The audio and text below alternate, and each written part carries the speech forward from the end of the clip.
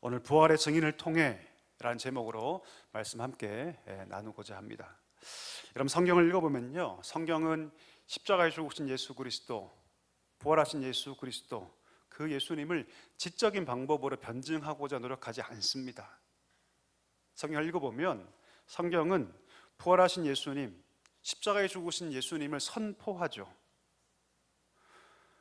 더 나아가서 승천하신 예수님, 하늘로 올리우신 예수님도 지적으로 그것을 증명하고 변증하려고 성경은 노력하지 않습니다. 성경은 여러분, 하늘에 올리우신 예수님을 기록하고 그것을 우리에게 선포할 뿐이죠. 그래서 여러분, 복음은요, 기본적으로 선포입니다. 선포예요. 캐리그마라고 하죠. 여러분, 선포라고 얘기합니다. 이 두 가지 사실, 예수님의 죽으심과 부활과 승천, 이것을 가장 밀도 있게 기록한 성경책이 두 권 있는데 바로 누가복음과 사도행전입니다. 누가복음과 사도행전을 누가 기록하냐면 누가 기록해요. 누가 기록하냐면 누가가 기록합니다. 누가복음은 여러분, 예수님께서 행하시고 가르치시며 승천할 때까지 기록하고요, 사도행전은 승천하신 다음부터의 사건을 기록하고 있는데 어디까지 기록하냐면 예수님께서 약속하신 그 이 땅에 다시 오시기를 바라보면서까지 기록해요. 그래서 여러분, 사도행전을 뭐라고 얘기하냐면 미완성의 역사서다, 미완성의 역사서다라고 얘기를 합니다. 사도행전 맨 마지막 장, 맨 마지막 절을 우리가 한번 볼 텐데요, 한번 띄워주시죠. 28장 31절 같이 한번 읽어보겠습니다. 읽겠습니다. 하나님의 나라를 전파하며 주 예수 그리스도에 관한 모든 것을 담대하게 거침없이 가르치더라. 아멘. 사도행전 마지막 장 마지막 절은요, 특별한 이벤트 사건을 기록하지 않아요. 아주 일상적인 이야기로 끝납니다.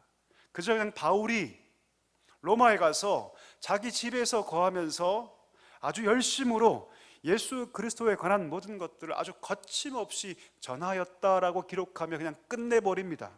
왜 이렇게 끝을 맺을까요? 이것은 여러분, 의도가 있어요. 누가 의도가 있습니다. 어떤 의도가 있냐면 복음의 확장이 바울에서 끝날 것이 아니라 앞으로 계속해서 교회를 통해서, 성도를 통해서 확장돼 갈 것을, 다시 말하면 새로운 사도행전이 새로운 교회와 새로운 성도들을 통해서 계속해서 쓰여질 것을 암묵적으로 말하는 것이죠. 이게 사실 여러분, 사도행전의 진짜 목적이에요. 그냥 과거의 역사를 기술하는 걸로 끝나는 것이 아니라 이 사도행전을 읽은 이 독자가 또 다른 바울이 되고 또 다른 하나님의 그 귀한 사명자가 되어서 주님 오실 그날까지 복음을 끝까지 전하게 하는 것이 사도행전의 진짜 목적이라고 할 수 있습니다. 여러분, 우리가 읽은 말씀, 오늘 본문 사도행전 1장을 보면요, 예수님께서 부활하실 후에 40일 동안 제자들과 함께 계시거든요. 40일 동안 승천하기 전까지 제자들에게 하셨던 말씀, 가장 중요한 두 가지를 오늘 본문이 기록하고 있습니다. 물론 본문 앞에도 등장하는데 이 두 가지 명령은 사실 여러분, 사도행전, 새로운 사도행전을 써야 하는 우리가 반드시 잊어버려서는 안 될 가장 핵심적인 명령이라고 할 수 있습니다. 한번 물어보고 싶어요. 여러분들이 살 날이 만약에 40일밖에 없다, 앞으로 내가 이 땅에 있을 날이 40일밖에 없다면 여러분은 여러분 자녀에게 어떤 말씀을 하시겠습니까? 한 번쯤 생각해 보셨나요? 살면서 내 살 날이 40일밖에 없다면 내가 무슨 말을 할까? 얘야 일로 와봐라, 무슨 은행에 돈이 얼마큼 들어있고, 내가 누구에게 얼마의 빚을 지고 있고, 내가 빌려온 돈이 얼마고, 보험이 얼마고, 이런 얘기 하시겠어요 여러분? 제가 예전에 어떤 글을 읽었는데 평생 목회했던 어떤 목사님께서 이제 돌아가시기 직전에 육성으로 테이프에다가 녹음을 다 하신 거예요. 그리고 내가 죽을 때 꼭 온 성도 앞에서 육성이 담긴 이 테이프를 꼭 틀어주십시오라고 유언을 남기셨어요. 그리고 그분이 이제 장례식장, 마지막 장례식장에서 모든 성도가 모여 있는데 그 테이프를 틀었답니다. 여러분, 실화예요. 근데 그 테이프에 뭐라고 적혀 있냐면, 녹음되어 있냐면 성도 한 명 한 명을 향해서 하는 모든 권면이 담겨 있는 거예요. 예를 들면 아무개 장로님, 너무너무 감사했습니다. 내가 사역하면서 늘 제 옆에 도와주고 늘 저를 도와주셔서 너무너무 힘이 됐습니다 라고 말하면서 맨 마지막에 그런데 장로님, 예배 시간에 졸지 마십시오. 어떤 권사님에게는 권사님 저를 위해 늘 기도해 주시고 늘 저를 위로해 주시고 너무너무 힘이 되었습니다. 너무나 큰 희망이 되었습니다. 제가 먼저 천국 가 있을 테니 천국에서 뵙시다 라고 하면서 마지막에 근데 권사님 예배 듣지 마세요.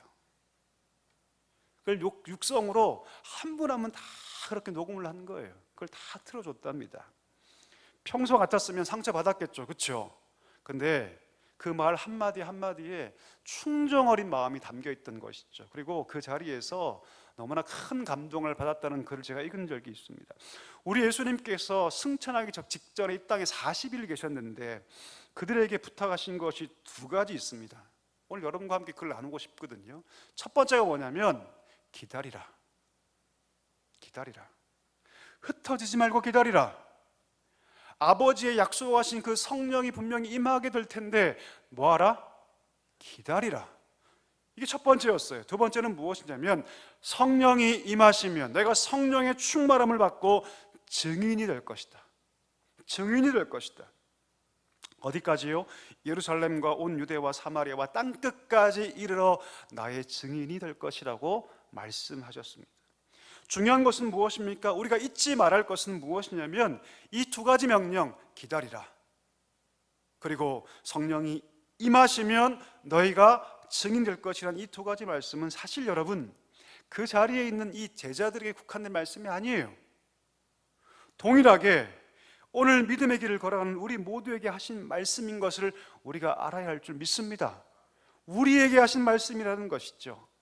오늘 여러분과 함께 여러분 이 두 가지의 명령의 의미를 함께 나누면서 새로운 사도행전을 써야 하는 우리, 이 말씀을 통해서 그런 자들로 힘있게 세워지기를 간절히 소망합니다. 첫 번째입니다. 예수님께서 하신 말씀 뭡니까? 떠나지 말고 흩어지지 말고 아버지의 약속하신 것을 뭐하라? 기다리라. 여러분 생각해 볼까요? 예수님의 이 기다리라는 말에 어떤 의미가 담겨 있을까요? 이런 의미가 담겨 있습니다. 기다리라는 것은 여러분 하지 말라는 말이 아니에요. 그렇죠? 우리 자녀들에게 야 너 기다려, 이 말은 뭡니까? 너 하지 마가 아니라 뭡니까?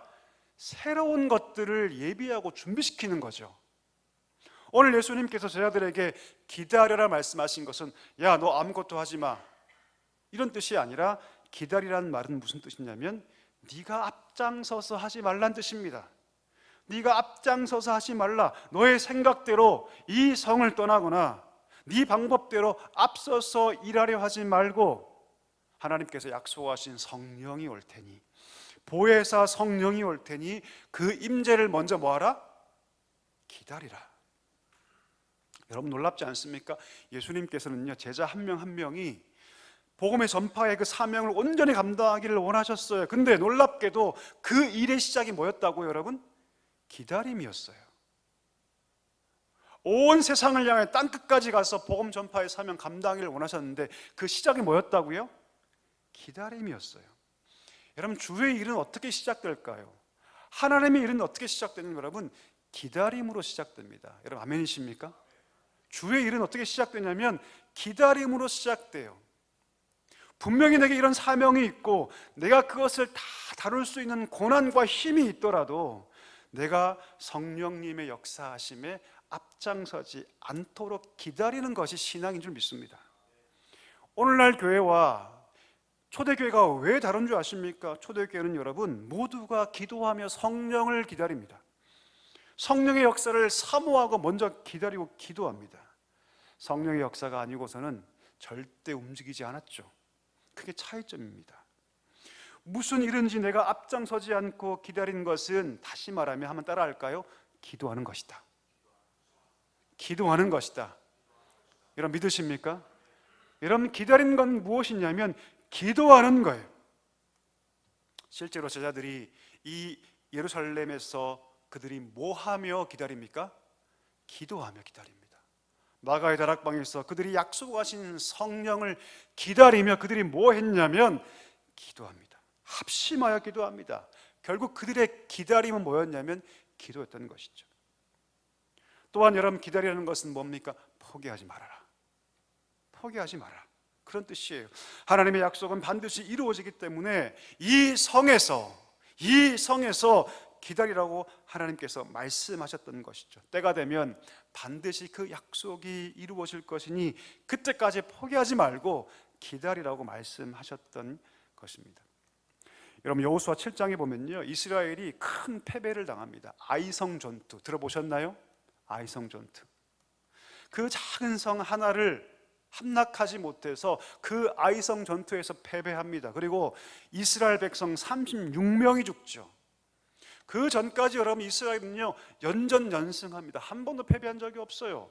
심지어 그 강대했던 여리고성도 칼 한 번 휘두르지 않고 승리합니다. 그런데 그 자그성 아이성 전투에서 3,000명이 올라와서 36명이 죽는 비참한 결과를 맞이하게 됩니다.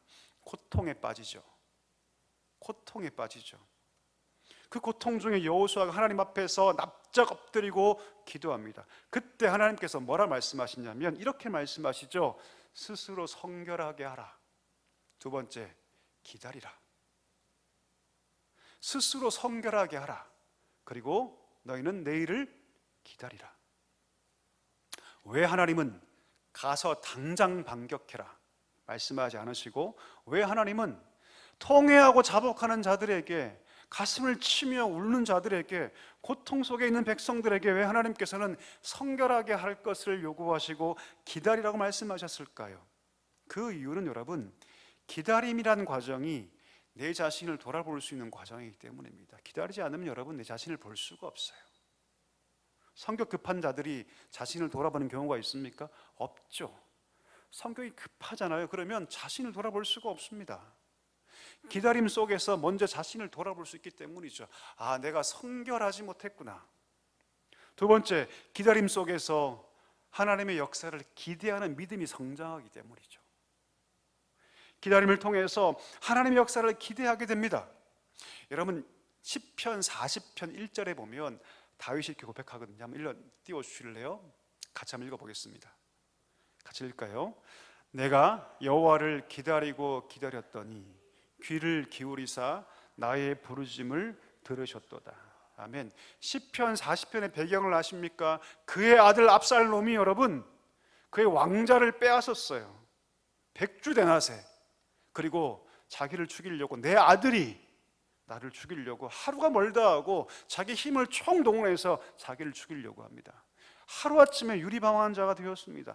누가 봐도 큰 재난이고, 누가 봐도 큰 걱정이고, 누가 봐도 큰 어려움인데, 다윗은 이때 뭐합니까? 하나님을 기다리고 또 기다립니다.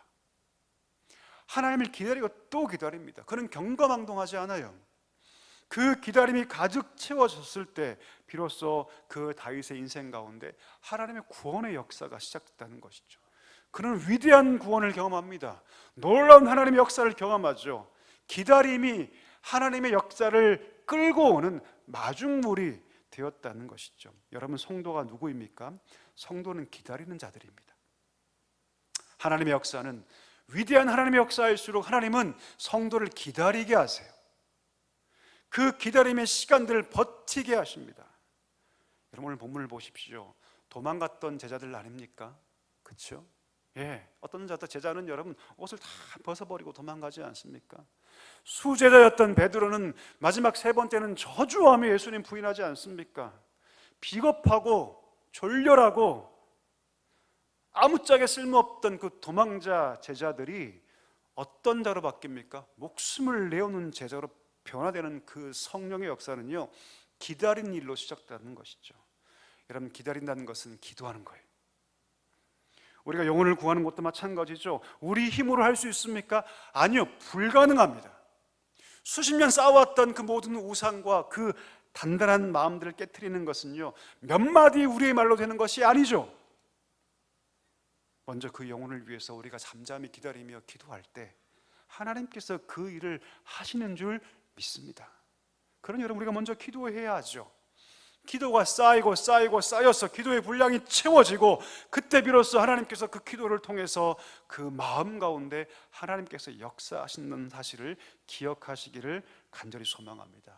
축복합니다. 여러분, 하나님의 역사를 기대하며 하나님의 역사를 기다리며 기도할 수 있는 우리 모두가 되기를 주님의 이름으로 간절히 축복합니다. 두 번째, 예수님께서 말씀하신 것은 무엇이냐면 성령의 임재를 받고 내 증인이 되라는 것입니다. 우리 8절 한번 읽어보겠습니다. 같이 읽을까요? 오직 성령이 너에게 임하시면 너희가 권능을 받고 예루살렘과 온 유대와 사마리아와 땅끝까지 이르러 내 증인이 되리라 하시니라. 아멘. 본문을 잘 보십시오. 성령이 임하시면 너희가 증인이 되어야 한다라고 말씀하십니까? 될 것이라고 말씀하십니까? 아침이라 조금 힘드시죠, 여러분? 다시 한번 묻겠습니다. 본문을 보시면 성령이 임하시면 내 증인이 돼야 해라고 말씀하십니까? 될 것이라고 말씀하세요.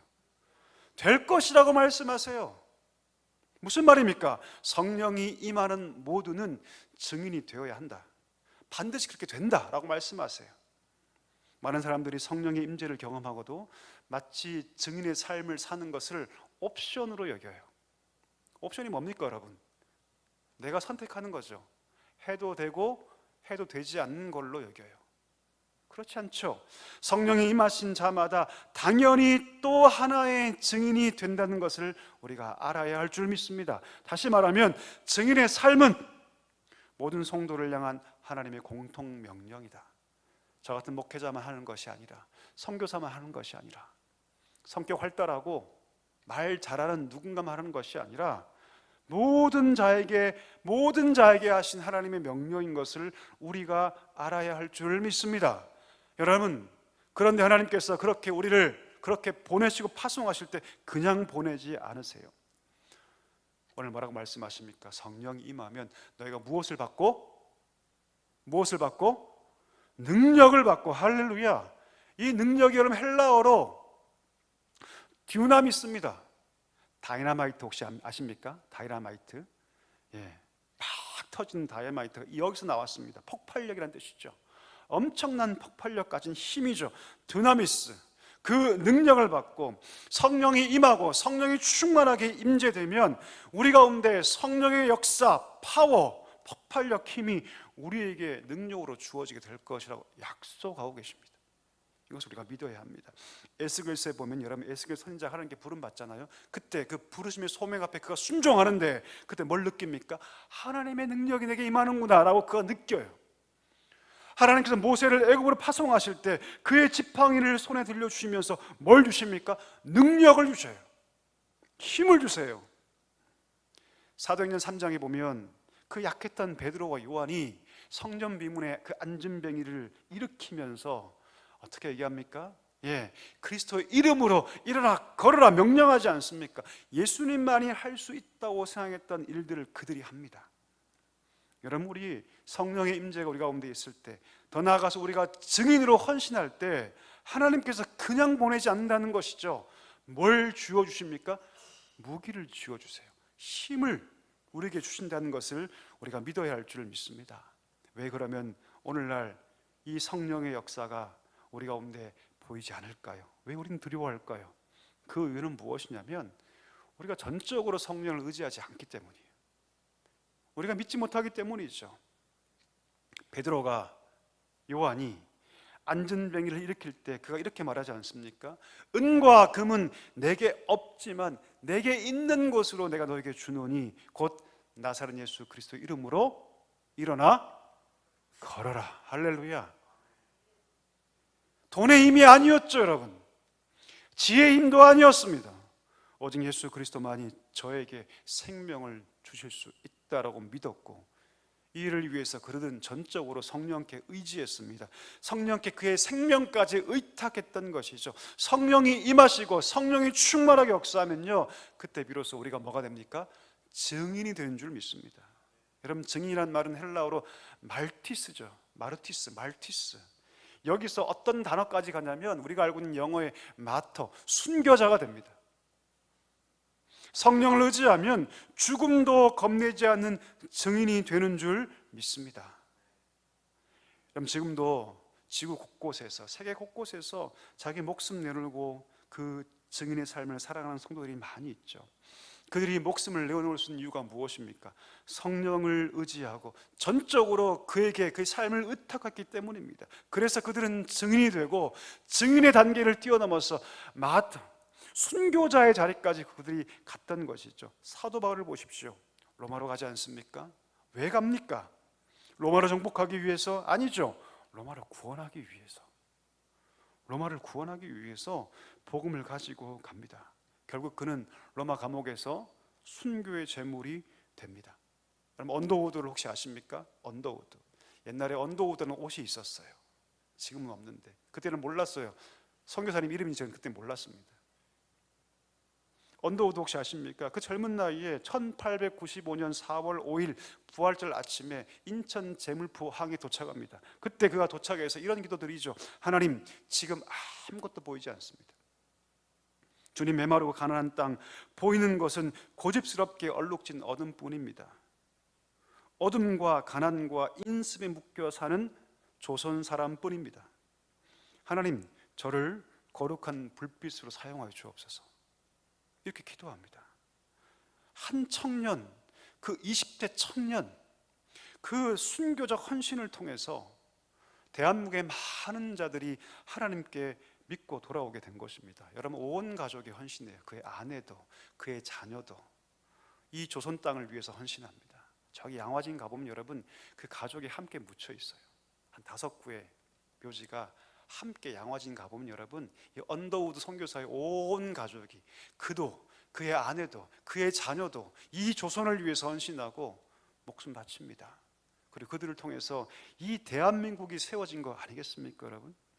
하나님 뭘 가장 기뻐하실까요? 하나님 가장 기뻐하신 것은 여러분, 두말하면 잔소리입니다.